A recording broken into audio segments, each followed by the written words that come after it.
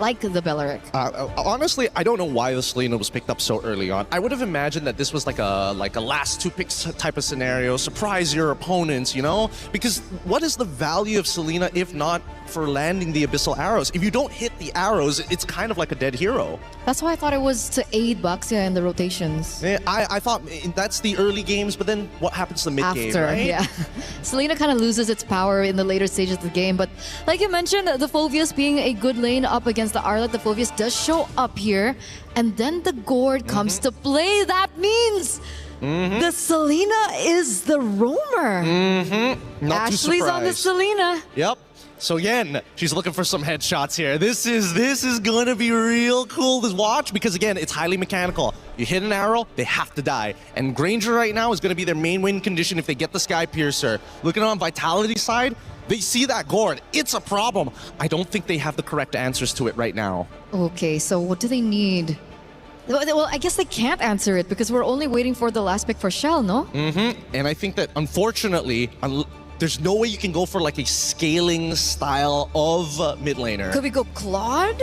I No, mean, sorry. For mid lane. Yeve, Farsa? maybe, Farsa. Outrange? Both of them are susceptible to this Selena. Kagura. Kagura, something lane dominant, something to say, you know what, we'll figure out a way. This is diving so deep into the archives of Team Vitality. I think it was even under a different org at the time that we saw the Kagura for this team. Well, I don't know about you, Taylor, but do you prefer the arrows from the side of Genji or the umbrella from Team Vitality? Gotta go with the arrows. Come on, you want the damage. This is the matchup we've been waiting for. The crowd has showed up. The Vitality fans are going crazy. Genji fans, let's also get loud because this is a rematch of the Grand Finals from last year. The one we've been waiting all day for. Let's get it started. Brigida, Athena, take it away.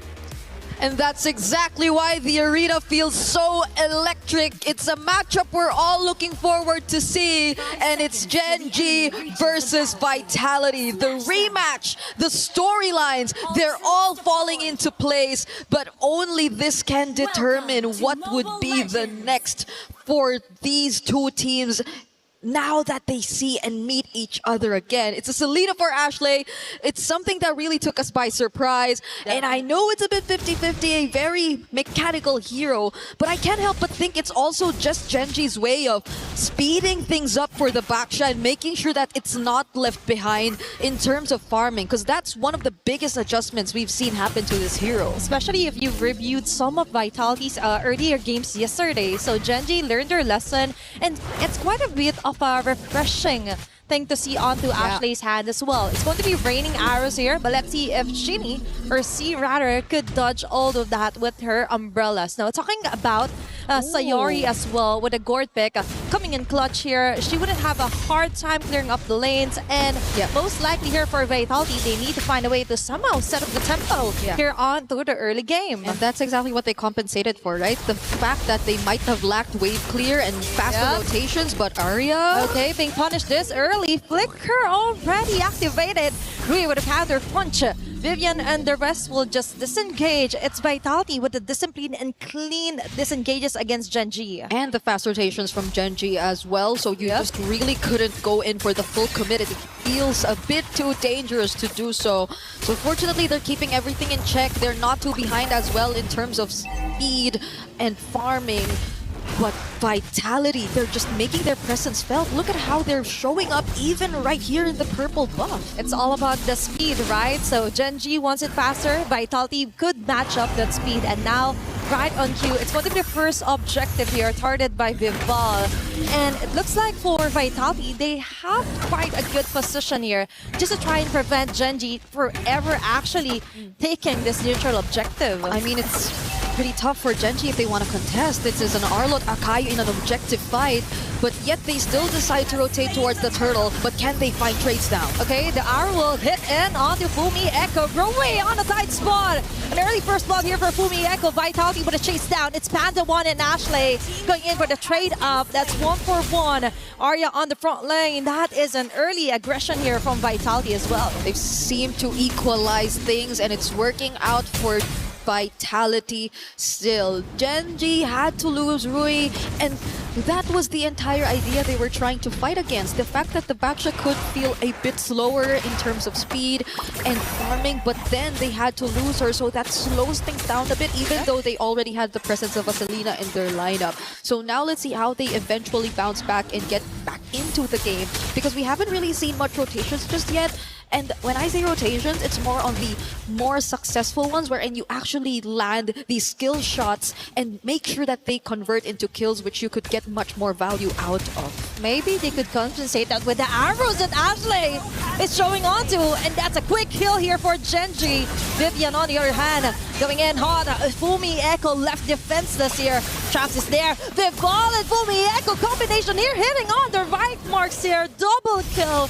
Vitality with an immediate answer. Panda 1 and Shell 1v1 on top lane. But let's go back to that pickup for Vitality. Yep, they did not even need to rotate to find that pickoff, but it seems like Vitality still got the better of them at that moment. They got 2 for 1, and it's still the mid duo that's constantly being shut down. Now Rui. Oh, it's making it harder for her to farm up. As you've mentioned, it's not even the complete word rotation. It's like, okay, and that's it.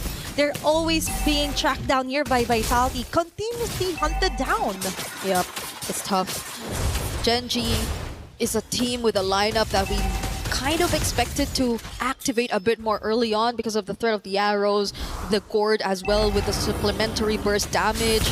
But it's taking a while for them to actually find these targets, and now they might have to rely on some of the mistakes that can come in from Vitality. This is a very reliable comp in terms of objectives, and now they're trying to go for another contest with most of their teammates ready and nearby. Another way to look at it is if Ashley can be able to land those arrows on the perfect target. That is a hard thing to do, knowing that Vitality has the mobility as well. As a follow here for Fumi Echo, and right on cue, Arya is forced to go on the front lines. That's a free hit here for Chell, and now Gen.G is down on 1. Will they contest this one? I think they're trying to fight their way onto it. It's still Vival securing that neutral objective. Rui trying to run away with a shield unity. That is enough of a pickup right now. That could have been a flame shot highlight. If that flame shot actually resulted into a kill for Rui. But can I just say, this is an interesting turn of events.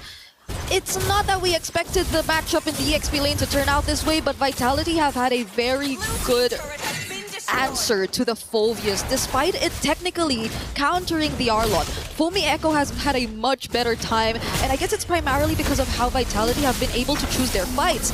Now even denying that orange... Oh no, it's Sayori. Sayori actually got the purple buff, but that was an attempt from Vitality to just further increase the gap that's already existing between them and Gen.G. But still, right, they were able to compensate the direct counter for an Arlot with the way that they move here onto the map. Now, we see a lot of flanks onto the way Arya fronts for Gen.G. And now, other lanes are also left vulnerable. Now, they're up against Ashley here, trying to find the right target, but they are still struggling. It's just too much of a tempo that Vitality already got. That's a 2K lead for game number 1, 6 minutes into the game. Yeah, I agree. They're trying to stay proactive. They're trying to constantly move around the map and find whatever they can.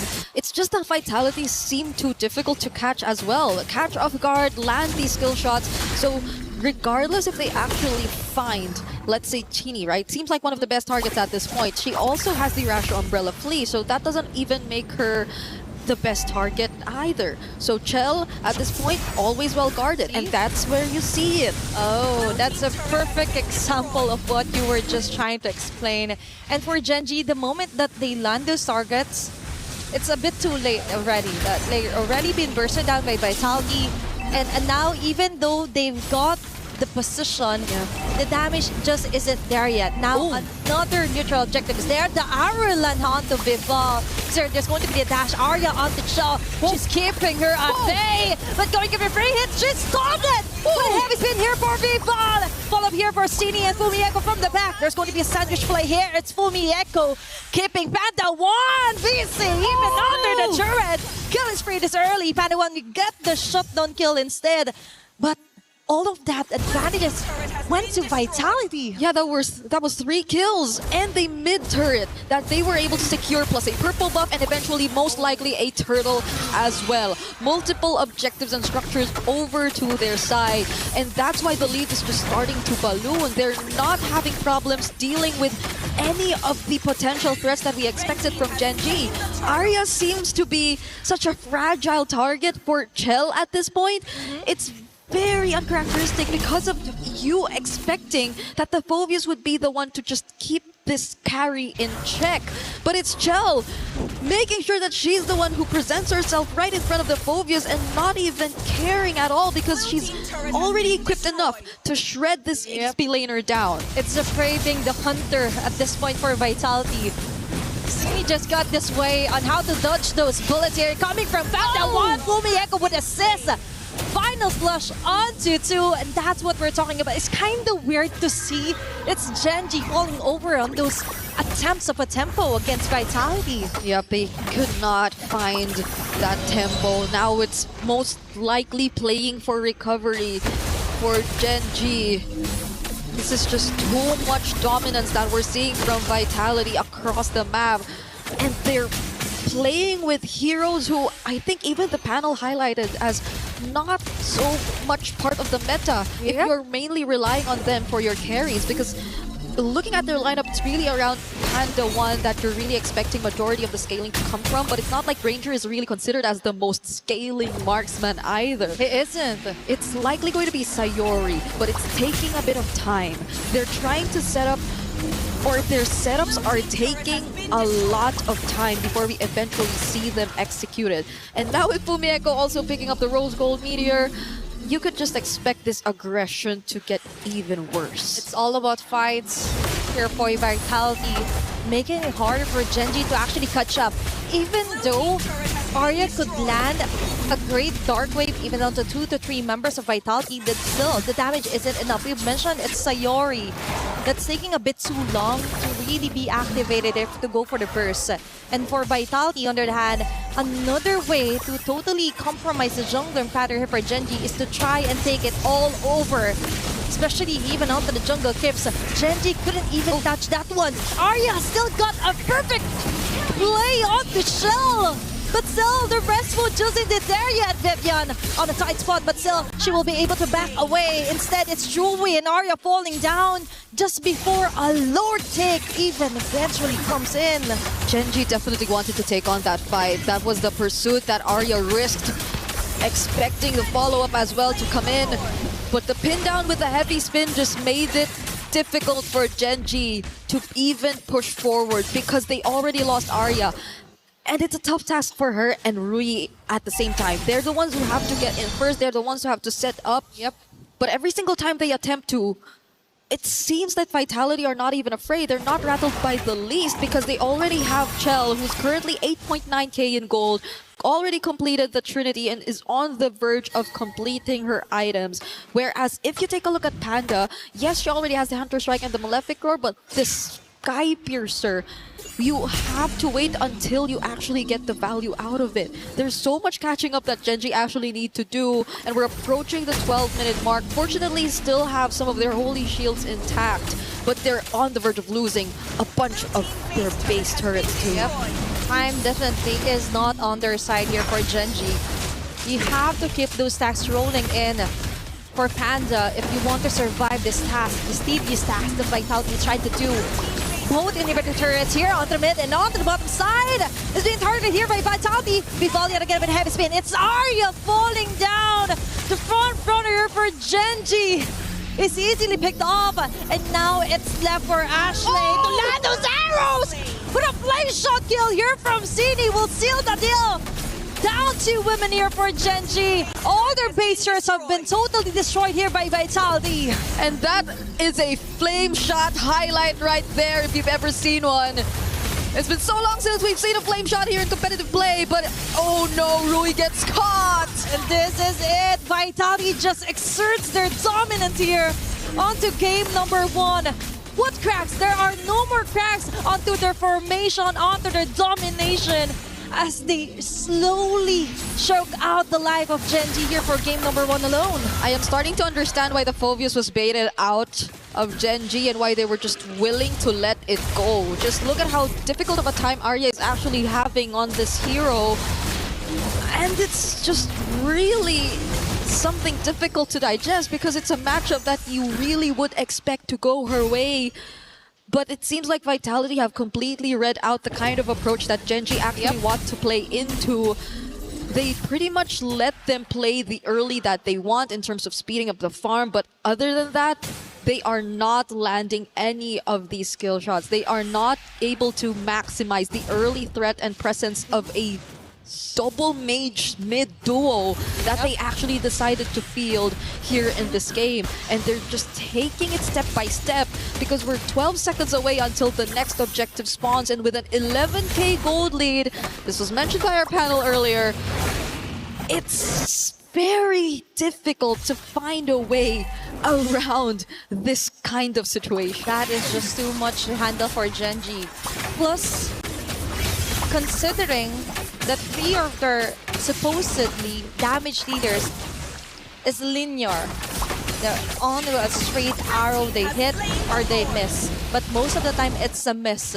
Because for Vitality, all they need to do is juggle around who will be getting the arrow, who will be getting all the skill shots here from Panda 1, and the rest could just go for the free hits. Now, Singing is still untouchable, by the way, with their Kagura pick. Yep. And it totally made sense. She has the mobility, she has the burst, and the flame shot, the cherry on top, just to finish things off here for Vitality. Yeah, none of them honestly even opted to go for Purify. At this point, it's just really them adapting through the heroes that they've actually picked up. And I think it's also very dependable for them to have the Sakai in their lineup, because even when Genji decided to go in for multiple times, they just had to use it defensively, push them away, or even better yet, find the perfect pin down. But this is a Lord Siege incoming for Team Vitality. Let's see if it is here. Oh, another fight that's not connecting onto 2 members. Panda already down. Fumi Echo taking out Arya from the process here from Genji Esports. It's Shell locking in onto the tower. An easy game 1 win for Vitality. They had zero plans of letting Genji extend that game any further. And Team Vitality are 1 step closer in securing their knockout spot. Genji decided to field a draft that required a certain level of execution in order to work. But look at how Vitality